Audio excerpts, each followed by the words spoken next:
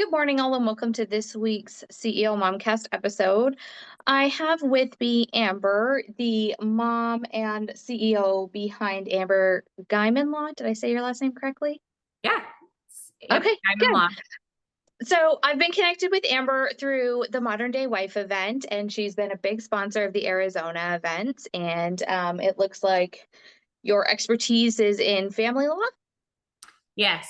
Practiced family law for most of my career. I've practiced in other areas too, but over the years, uh, had too many referrals in family law and had to kind of phase out the rest of what I was doing to do primarily that. Okay. So, what got you started in law? It had always been a passion. I know law school is one of those things that you either love it or hate it. Well, I don't think anybody loves law school, to be honest. I think everybody hates law school, but I think the being an attorney part, you have to have kind of a certain kind of personality to do it. But I actually wanted to be a veterinarian when I was growing up. I loved animals. I um, saw an animal get hit by a car, and that tanked my veterinarian dream. And so, Oh, yeah. So my undergraduate degree is in psychology. I really enjoy psychology and sociology, and I focused on the way people think about using products and things. And so looking at systems and different ways to improve those amongst businesses, organizations, and so forth. I was kind of at a precipice after I finished my undergraduate degree, and my family's in law. I decided to go to law school, thought it would open up more doors, opportunities to me. And then not necessarily decide. I hadn't really decided that that was what I was going to do, like family law practice, but that's just what ended up happening with it. So okay. And have you always been in private practice, or did you used to work for a firm and then start your own practice? no, I graduated in '09, and there was a New York Times article that year that said, worst year in a century to graduate law school. We had hiring freezes. It was right during the recession period. And so even though I had a lot of connections in the legal field in Arizona, I had done externship with capital crimes. I'd worked with prosecutor's office. I worked with the legal defender's office. I had a lot of attorney friends, but everybody was on hiring freezes, and I had two kids to support, was going through a divorce, and so I just went for it. Okay. And one of my favorite questions to ask, obviously, owning a business is never a linear, straightforward process. What was that like, especially with everything else that you had going on in your life at that time? uh every time I talk about it, I get kind of emotional because it was a lot. um I had no money, and I think the very first full year that I practiced law, I made $19,000, which at the time my rent was like 1,500, and my kids before and after care and pre-K was 1,500. So that's $3,000 a month. So if you do the math, I had less money than Right. I needed to be able to live. And so it was really pretty difficult. Especially the first couple of years. And I was robbing Peter to pay Paul for a long time. uh, it took about 4 years before I finally started gaining a little bit of traction and being able to make a little bit more money and getting my name out there. Obviously, when you're the age I was in the position I was, you don't have the money for advertising, and you don't have the money to just go out and network all the time, or the time for that matter. I'm like dropping my kids off 5:59 a.m., picking them up 6:01 p.m., getting yelled at by the staff every day. you know Mhm. and so there just wasn't enough there, and so it was really had to be a function of time and letting it kind of develop. And it was hard being patient, you know. So it was a rough few years. The thing that's really surprised me the most, though, is after I got through like the first 4 or 5 years, things started getting a lot easier. It just seemed really natural, and it was, I'd kind of dug into it so that it was pretty profitable. And I had started hiring other attorneys, and then we had COVID, which changed dynamics for us. We were initially very quiet because nobody wanted to come in, and so but later very busy, as kind of a backlash from people obviously having to live together. Lots of sad domestic violence cases, so forth. But after COVID, running my own business has again become a little more difficult. So you're talking about linear. It was like, it was like bottom, very bottom of the barrel, like starting to go up. And then, we hit COVID and I thought, oh, it's okay. Well, it'll just keep going this way. Well, no, I mean, and I'm not saying money wise or anything. I'm just saying in just the act of running a business has been just so much more difficult, so much more complicated. I think the mentality of the clients we're serving is a little bit different, and likewise, so is the mentality of employees. So it's been a really good learning experience for me. Kind of opened my eyes and been very kind of humbling at the same time. So Did you find that after COVID, I mean, a lot of people switched to an online platform. Have you kept that, like online consultation, staff, hybrid working? yeah, so we were always set up to work pretty much fully remote, which is nice. So we didn't have a huge learning curve there. But what we're seeing now, I mean, I do a hybrid for most of my employees of in office and working at home. I still am of the mind that there is such value to working together in person. It's my preference, but not everybody else's. And I do think that working from home has brought an opportunity for people to focus a little bit more and be a lot more productive. Most of my employees are actually more productive the days they work at home, but I treat my business, because I'm not a huge business, I treat it like a family. So I want my family to see each other and to spend time together and so forth. So we do some hybrid. As far as clients, I mean, we can do electronic meetings or in person. Most everybody now, it's very hard to convince them that they should do a video consult. Most people want to meet their attorney in person, and I don't blame them. It's a big investment of time and money, and you want to make sure it's a good fit. So I'm glad most people still want to meet in person. I prefer, if I'm consulting with somebody, to meet in person so that I personally can decide if it's a good fit for me. So easier to do Now, if you're seeing body language and cues right, and so forth. right, absolutely. Especially like you said, with the investment that you're making, because Right. the legal, yeah, it just spirals, right? You set it with one fee and you add all these things, and especially in family law. Mm-hmm. Well, yeah, it Now, correlates almost entirely with how reasonable or unreasonable their soon to be right. ex is or their ex. And so it's kind of out of your control. And you want to make sure you have an attorney that's, going to try to push it to the finish line, not cause more problems that need to be caused, try to help resolve things that, if that's a possibility. Now, what's it like being a woman in law? Is it still a pretty male-dominated field? When I first started practicing, which a lot more male dominated. But as of late, family law in particular, there are a lot of female family law attorneys. So I think it's pretty even in that regard. But maybe not in all practice areas of law overall. I think about it more along the lines of male versus female business owners. And it is really interesting to see the biases that still exist when it comes to the way men are treated in business versus women are treated in business. And so, for example, the last Modern Day Wife event, I was talking a lot about the inequality still with pay, not even business owners, but pay in the United States, as far as women earning 85 cents to the man's dollar still today.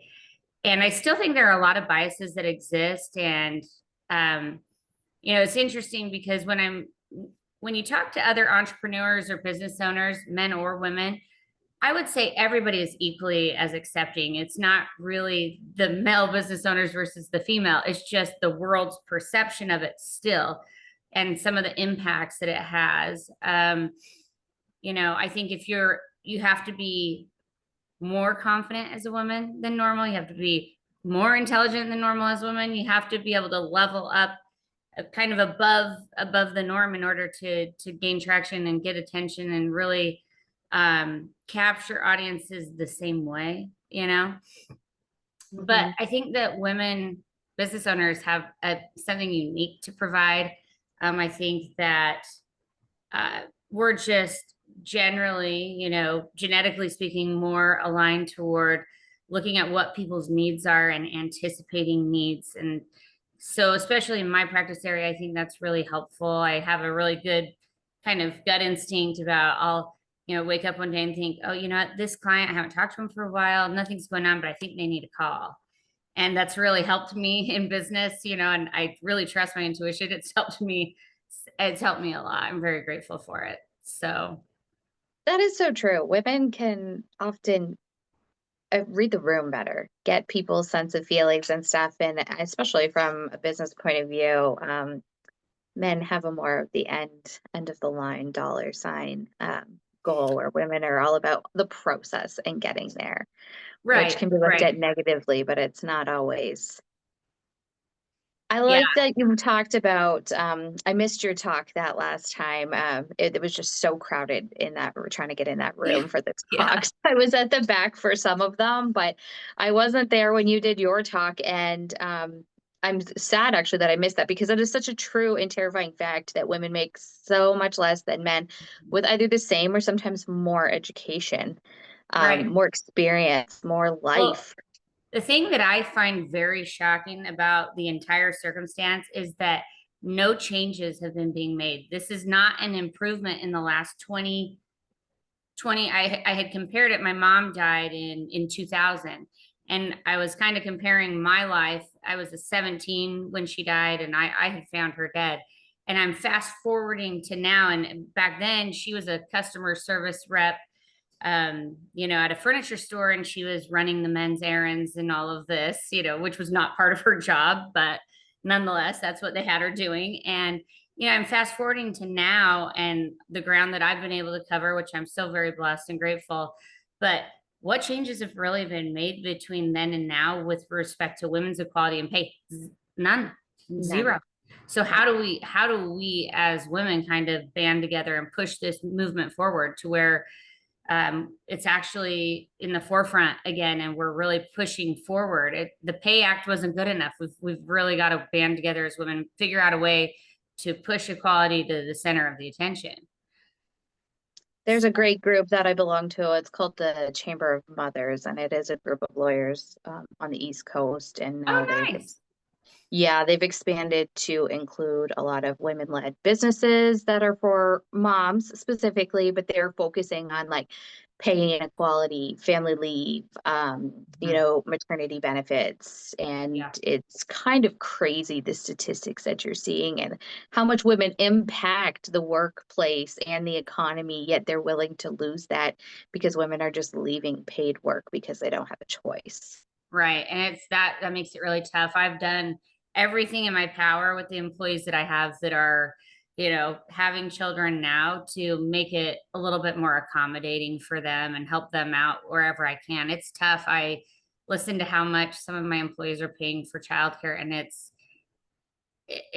just crazy. It really is. It is. It is. And I love to hear that, because when a small business can find that perspective and kind of map out a way to make it work to keep their employees happy, but then big companies like Target and things like that just can't wrap their mind outside of the 6 weeks of maternity leave. It's like something's got to give. You guys can do this.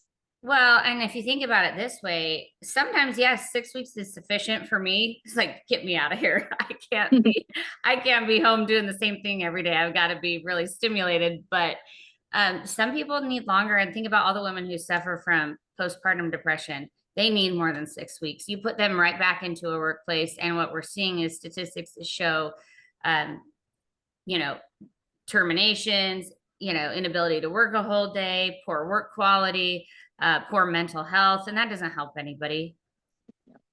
You give it an extra 2, 4 weeks, whatever they need, and they come back in a better state. I mean, it's worth the 2 or 4 weeks, especially where you've got a really great employee. Right. And I think that's kind of, I mean, you don't want to pick and choose. You want equality, but some of those people you just have to realize need a little bit more and be willing to give it. I mean, I was so fortunate. I had both of my children in Canada and I got a year off. which was amazing. And I had that time. Was I ready to go back to work? Absolutely. I Oh, needed to I'm get out of sure. the house. Yeah. But I Yeah. also had kids who never slept through the night. Oh, So I was in a constant state of sleep deprivation. And if I had to work, I don't know what it would have been like. right. Right. Well, and I even see, for example, my younger sister, she's about 15 years younger than me, and she works in the healthcare industry, and she had her first baby. He's about a year and a half now, and she had no choice but to work from home. And so she's trying to take care of this baby and work from home. And I don't know how she does it. I honestly, I really give her a lot of credit for doing that, because I Hmm. don't, it's really difficult. It's something that I don't know that I could do. I'd be going a little nuts, I think. I always said, hey, it's way easier to go to work than to be with the kids all day. Hmm. It's so much work, and it's taxing in so many different ways, where work is just kind of seems easy. And so it's kind of this funny thing. Once you've had kids and you've done that, you're like, oh, I could go to work any day. This is super easy. Right. And when they're at that needy young toddler age, Right. like they don't get moms at home working. You're Yeah. there. You're present. It's not a I did that too. I worked from home for the first few years before I went back out into the job field. And that's when I was finally like, enough. I got to Yeah. get out of this house. I got to be able to have an outlet and focus, not with these kids. And it's been a really great learning experience, but I've also learned that my husband is a lot more patient and better with the kids. So Oh, it yeah. actually works out great. That's nice. That's really Yeah. nice. But I was gonna say too, I just had kind of a thought. So my significant other also runs his own business, and it's in commercial construction, so it's a very male dominated, male oriented, and we've had a lot of discussions about how the women are treated versus the men in his industry. He employs both men and women, albeit more men than women. And it's just kind of interesting to hear some of the points of views that exist. It's you know, interesting how there's still a concern. For example, if they're traveling to different states, maybe a very kind of sketchy area, or area that's not very safe. It's kind of funny to hear how protective he still is toward, well, I don't really want her to go alone. So, um, I still think there have to be biases for safety purposes. I mean, that's a scientific fact. We're just, not as strong or capable of protecting ourselves from harm, right? Mhm. So it's been interesting to hear some of the mentality, and I adore that he is so gender neutral, so I love that we both have businesses that support both genders and do the best we can to, take into account needs and so forth. But, we talked about pay too, and he said, I'd rather die than pay the women different than the men. That's not how it goes. It's fair across the board. So, there's a lot of people out there, men and women, that are really trying their best to change things. I just think it's going to take something a little bit more. And I don't know, I'm hoping it's not hate crimes that it takes, or, you know, uh, some mass problem across the country or something, because it shouldn't have to get to that point for us to just treat each other the same when it comes to the workplace and pay. Yeah, no, that kind of brings up a good point. I don't know the size of his business, but if he is able and willing to be equal across the board in pay, a- are we seeing this trend more with the larger corporations where it's kind of a hidden thing? You don't talk about your pay. It's not. Yeah, I honestly think you're seeing it more with the smaller and mid-size. I think the larger, kind of the last ones to jump on board. I mean, there are some big businesses that have done a really good job of making that a priority. Mhm. But it's really interesting to me to see how it works across the board. And I think part of that too is management. I think the statistic I read was that of all the management jobs across the United States, only a third of those are filled by women. And I think that goes back to women are having to give up, and they are willing to sacrifice. Right. And so I think to some extent, employers are looking at them as less reliable. And how do we work around that? I had a Oh, friend who just had a baby. I was telling you this earlier. My Mhm. kids are 23 and 19, and I kind of went backwards. So now I have friends just having babies, and it's really interesting to me. But I had a friend who was in a very big business, very well-known business, went on maternity leave. I believe it was 3 months, and basically her superior gave some of her big accounts that she'd worked really hard Oh, to gain away to her, male counterpart. And she was, I felt really sad. She was very disheartened, all the hard work she had done. And then for her to come back from having a baby, which is a huge event, to have to work hard, even harder again to secure new accounts. So I right. was, and it was a, big company. And I think a lot of those things are at the operational level, and management, or higher ups aren't really seeing this, so we need better training, I think, in the workplace when it comes to what do we do in the event that, okay, she's gone for maternity leave, it ends up being a month more. What are our backups? What are the plans in place? And I think if I were a woman now working in a bigger business and getting ready to go on maternity leave, or even a smaller business for that matter, I would come to the table with, like, hey, employer, let's have specific terms. I want to know what I can expect while I'm gone. I want to know what I can expect when I get back. I mean, and that uncertainty is unsettling, I think, and it shouldn't be something that we have to worry about. Right. And I think that's a great concept that you said there. And I think that that's what a lot of people are afraid of if they go to the table and kind of say, this is what I'm thinking. What are you thinking? What's the plan? That they're not going to get what they either need or be met with resistance as to what they've proposed. So they just Yeah, kind of wait and see. yeah, and fear is the killer, right? But Yes. I think people would be pleasantly surprised for the most part if they asked and were transparent. Yeah, that was kind of one of the mottos at my office. Hey, if you've got something on your mind, there's an issue, come to me right away, be transparent. Let's work out, problem solving together. Or, and if it doesn't work, it doesn't work. That's not your path in life. That's not your journey. But I guess that's a little different mentality. I figure, if I'm going to go and I'm going to come to my employer and say, hey, I'm working really hard for you. I want to continue working really hard for you. Here's what I'm thinking. Here's the parameters. Are you good with this? Can we put this safeguard in place so that I feel comfortable and secure going on maternity leave or extended absence, whatever, for family? And if they tell me to go myself, I shouldn't be working for them anyway. Right. I want to work for people who are kind, and likewise, that's how, I mean, I want my employees to be kind. I want to be kind. I mean, that's kind of the culture I try to foster. But I could see how, some people are in a tight spot. They're worried they're not going to find Mhm. another job, and that's the last time you want to lose a job, right? When you're going on maternity Right. leave, and you could stand to potentially lose a lot of benefits. So it's Right. a tough spot to be in.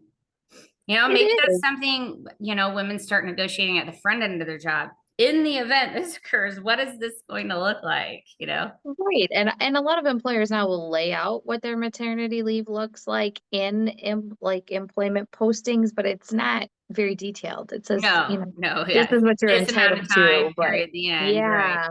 Yeah. Yeah, so it is one of those things that you have to discuss, and every employer is different. And I think that they kind of bank on that people are just happy to get what they can get because they need said job. See, and I just feel like as a smaller employer, and it may be my industry and where I live, I mean, our area has grown a lot in population over the last few years. But I feel like since COVID, it's kind of turned the tables where people aren't as happy just to get whatever. It's Mhm. well, look at what's going on around us, and I want all the benefits all these other people are Right. getting. And it's really made it difficult, I think, in a lot of ways as an employer, because especially when you're small, there's a level, unless you grow more, there's only a certain level of benefits and raises you can give before you start losing money, Hmm. and so it's kind of this real fine balance of growing and being able to add benefits, add benefits, add benefits. But um there's got to be a balance always, right? I think it's like a pendulum. I think it was over here with employers. I think it swung back this way, and I think the middle ground is where I like to be. I'm happy to give benefits and to within good reason, right? Right. So, Right, and I was actually going to mention that because I feel like before COVID hit, we were on such a women empowerment. Beyonce was on the front page of magazines nursing a child, but in the middle of a tour, and it kind of set us up to be that, well, women can do this. We don't need to give them all these extra benefits because it's there. It's on the front page of a magazine. Models are mhm. walking runways 6 weeks after giving birth, looking like they never did it. And then COVID hit and we had no choice to be home. And I think we kind of started to miss that we get to be home and have that bond. And I feel like it's become very important post COVID that women are not willing to sacrifice that family life anymore for Yeah, business. yeah. I mean, I kind of had the opposite experience. Oh, well, I'm like, I was essential, so my office was just a couple right. blocks away from my house at the time. But my kids were one in high school, one in junior high, and they basically said, even if you don't do anything the rest of the year, you pass. So my kids all day long are out playing volleyball and making noise and running around. And I'm like, I'm going to the office. Goodbye. No, I'm kidding, but I did. I mean, I did really enjoy seeing them more and so Right. forth. But I agree. I think that it's just we're not. We don't. None of us have it easy. If you're working, you're a mom, and you're trying to afford anything nowadays. It's just such a fine balance, and you're trying to support your household. You're trying to do a good job at work. I love that meme with the lady, like she's got her hair like all like crazy a mess. She looks like she's Yeah. been in a car accident, and she's like, oh, just me being a mom, trying to work my job, pay the bills, get the kid to daycare. Like, it's we do a lot, and Hmm. it's pretty amazing. I look back and I'm like, wow, I really did a lot when my kids were little. It's got that piece of it has gotten easier as they've gotten older. I don't really have to do the day to day with them. We just have different challenges when they're older. So, Right. but Right. yeah, I think I think that's something women should really work on is before they get into an employment agreement, if something like that may be on the horizon while they're working for an employer, maybe try to come to the table and meet eye to eye on expectations of what's going to happen, and so that they feel safe and secure, and you know aren't worried about losing their job or their accounts or whatever it may be. So just to change topics a little bit, in owning a firm, what would you suggest or be your best piece of advice to somebody who's starting out, wants to, specifically a female, who wants to just dive in, open their own firm in today's market? Okay. Well, one, I would say find a mentor. Don't reinvent the wheel. That's not a good use of our time, right? And I Hmm. would say don't rely on a mentor that's not familiar with your practice area or where you live, because practicing law is very different in Arizona than it is in New York, than it is even in California, than it is in Texas. Right. So find a mentor, don't reinvent the wheel and waste your time on that. Even if you know, it's somebody you pay. Um, you know, I had no money at the time, and I learned everything basically on my own. I was a little bit stubborn, and I was like, I got this, I can figure it out, which is good. And I think if Hmm. you're minded that way, that's fine. But I really think back and I think I would have progressed a lot more quickly with systems, processes, and so forth, and perhaps even hiring employees. Um, if I would have had a mentor, because mentors can not only teach you and help you learn the basics, but they can instill confidence in you. Right. Um, they can see it from a higher level perspective. So that's one. And then the other that has always served me well is if you don't have good self confidence, go see a therapist, do whatever you got to do, put up some mantras in your bathroom, get some self help books. I don't know, because confidence is the reason that I'm here today. If I went into a room without confidence, nobody wants to hire an attorney that's not confident, not well spoken. I've always had a huge level of confidence, and I looked so young when I started. I was a little bit concerned in the beginning that, one, I'm a woman. Two, I look very, very young. I look a lot older now, but I look very, very young. Is anybody going to take me serious? And oh my gosh, I'm just barely out of law school. So now you've got a woman, young, just out of law school with little to no experience. How am I going to sell a client? Because remember, I went out on my own. I had no choice. How am I going to sell a client? Well, it's purely confidence. And I was always very straightforward. Like, I don't know the answer to this, but I will find it for you, and and then also, I think the other piece of advice, or third piece of advice, is don't devalue yourself just because of those things.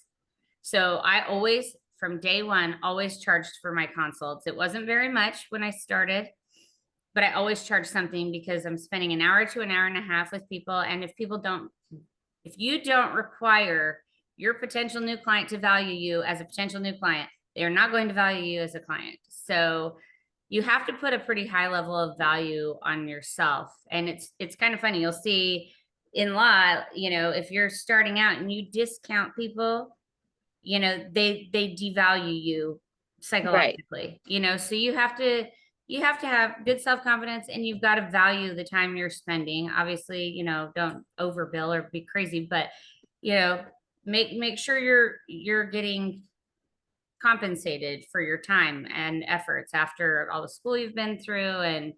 And law school's not easy. It's not No. fun. So we're just wrapping up 2024 in the next 3 months. I can't even believe that we're here already. But what is a trend that you're seeing in family law for this year going into next year? We've had a lot of eclipses this year. And so I'm just saying, we've had a lot of like outlandish behavior this year, and I'm hoping that calms down for next year.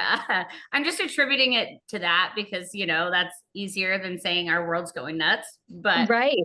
no, this last year, I would say in Arizona, we're very, when it comes to making decisions for children and parenting time, we're very pro equal. It's very difficult to get anything other than joint legal decision making and equal parenting time. And I do think people have kind of stepped away from that a little bit, as far as they're not resisting it so much anymore. It's been like this for a while, but I think people are understanding that that's just kind of how it is, and they're not resisting it as much unless there's a very dangerous situation, a parent's causing a child harm, putting them in harm's way. And so that, I think, in a way, that makes our jobs a lot easier, because it's an uphill battle. If you want something in Arizona, if both parents are reasonably normal and don't have a substance abuse problem, they aren't committing. Alexa, stop. Sorry, she talks without being asked. Welcome to this day in history. Alexa, From stop. the History Channel. Anyhow, I don't know why she does that. Ours does too. And now I forgot what I was even talking about. We were talking about equal parenting in Oh, Arizona. yes. So, yeah. So I think people are getting less resistant, which makes our job a little easier. And I think people are being more reasonable in that regard.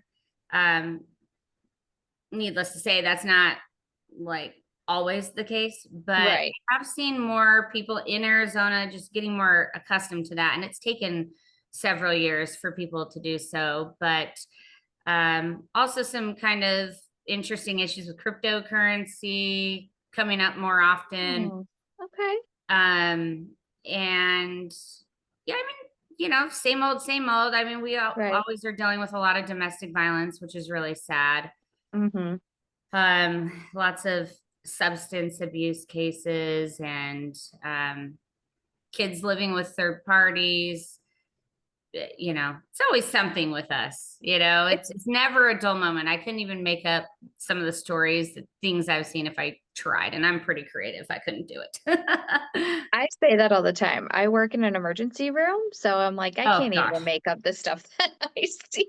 So I can't even Mhm. imagine. But that kind of leads to, you having that psychology background as a good thing. People don't realize how much goes into it. It's a lot of counseling people Yeah, at a vulnerable time. And right, so having a business degree underneath you isn't necessarily going to set you up for that. You need to right. understand people. Right. Yeah, I love psychology, and this job is very much about psychology. It's because you got to think about what is important to your client.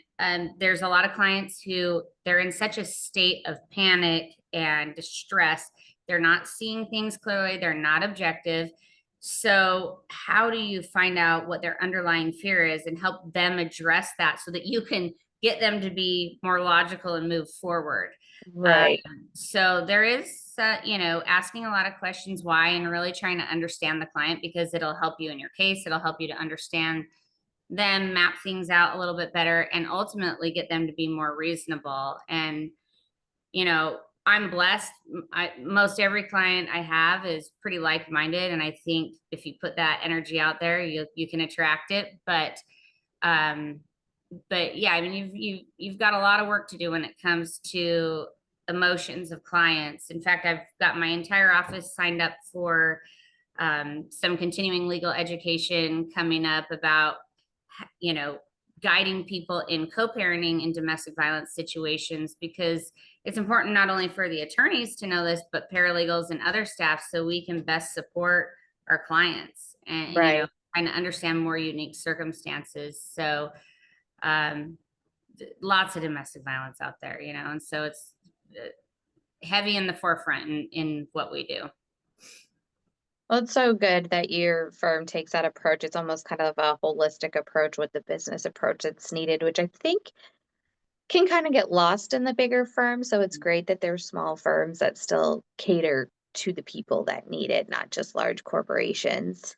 Yeah, I know there's a lot of firms in our area that they've got attorneys taking double the cases they should and real high volume. And I just have never thought that that was fair, nor did I Hmm. think that was important. I've always thought that the value that you can give, and bill on a normal number of cases and give them attention versus, killing Right. yourself and not doing well on a lot.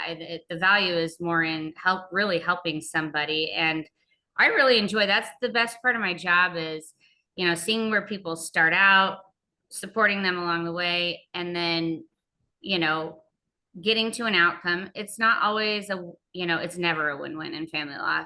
You lose some things, you win some things, but getting them to that point, addressing what's important to them, and then also being able to just give them tools. I have a lot of clients who are getting a lot of assets and they've never managed money before and hooking them up with a financial expert that can tell them the best way to invest this money or hooking them up with a lender so they can get their own first home and see what it's going to take,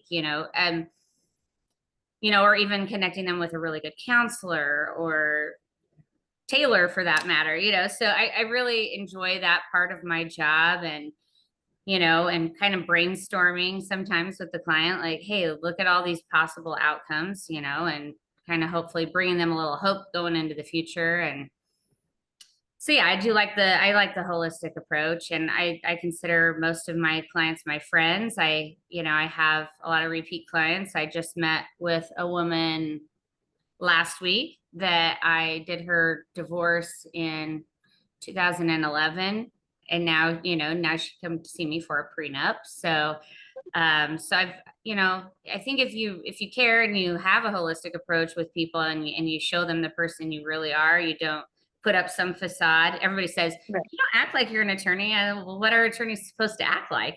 I don't know.